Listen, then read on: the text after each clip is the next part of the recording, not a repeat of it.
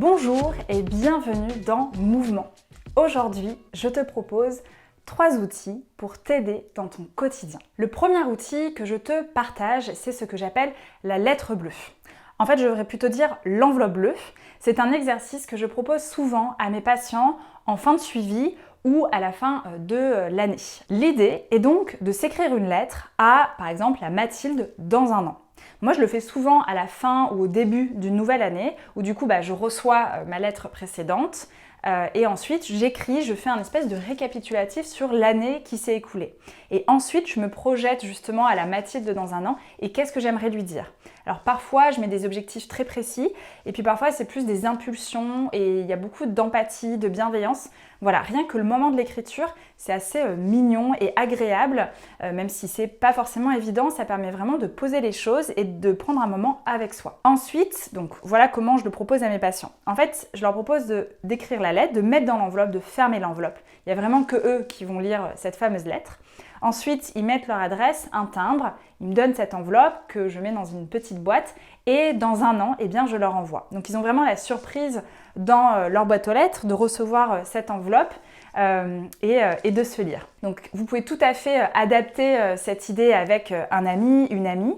Et puis moi, depuis 2 ans, j'utilise le site Future Me qui permet en fait de s'écrire des mails.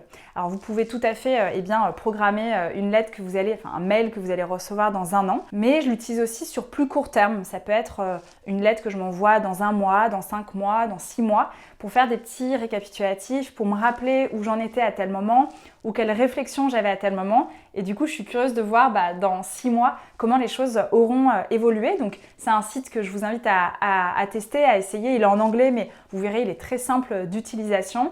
Et puis sinon, le côté manuel a un côté authentique et très touchant. Donc voici le premier outil que je souhaitais vous partager.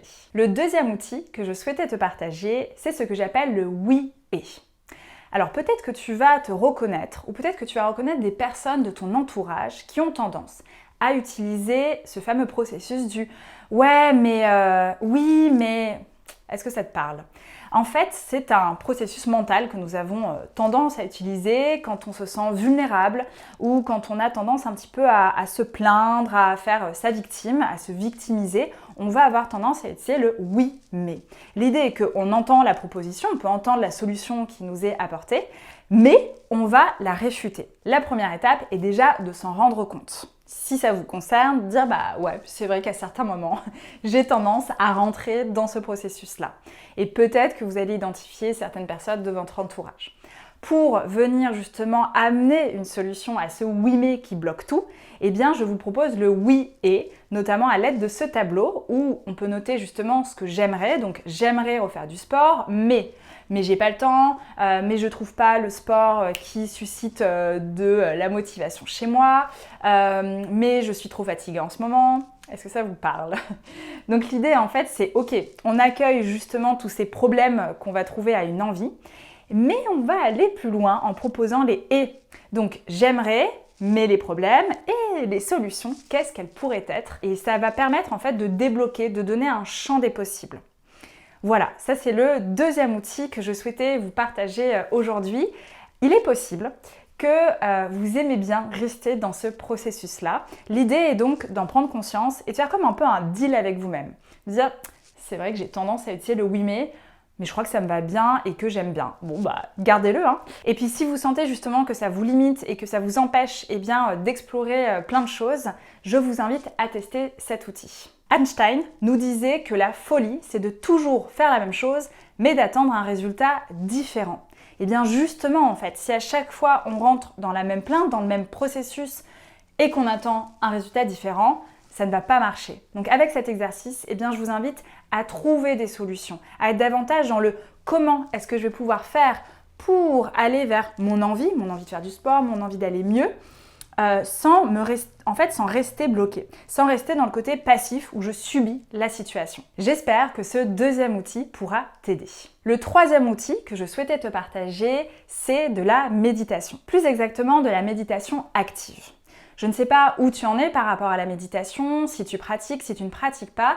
La plupart du temps, dans la représentation que nous avons de la méditation, c'est la méditation en position du lotus. et de laisser aller justement notre capacité à être dans le moment présent.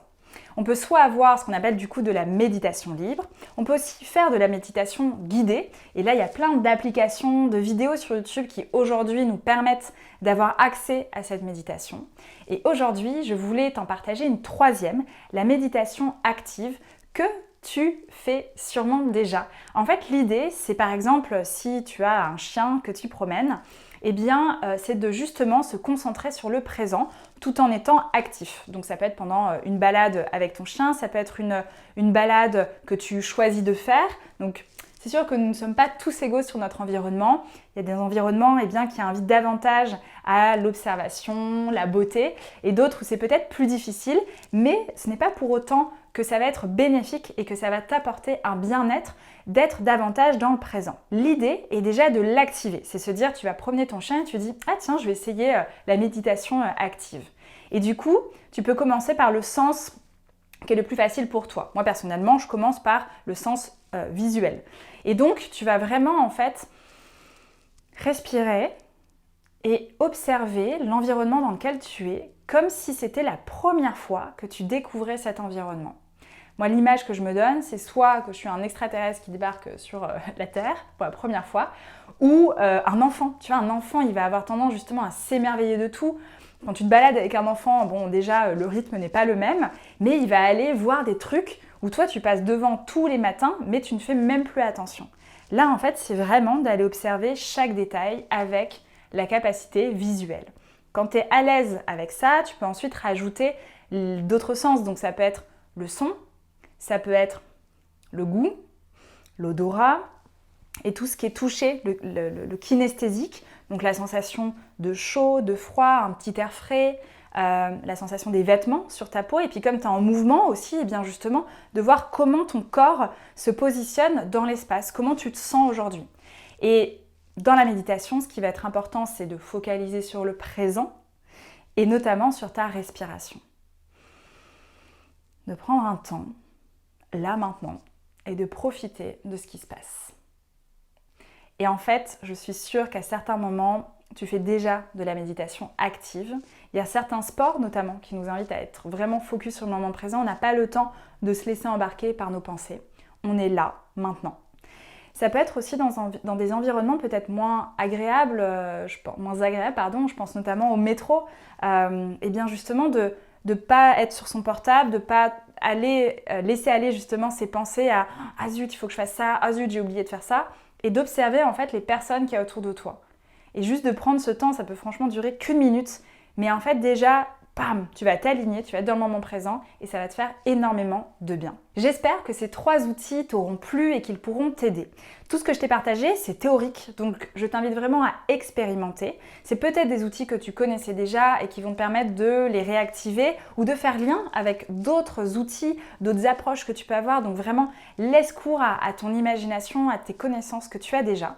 Si justement cette envie de te mettre en mouvement, de mieux te connaître, de mieux comprendre comment tu fonctionnes et notamment autour de tes émotions, eh bien je t'invite à aller voir les programmes que je te propose. Je te dis à bientôt et en attendant, je te souhaite une bonne journée.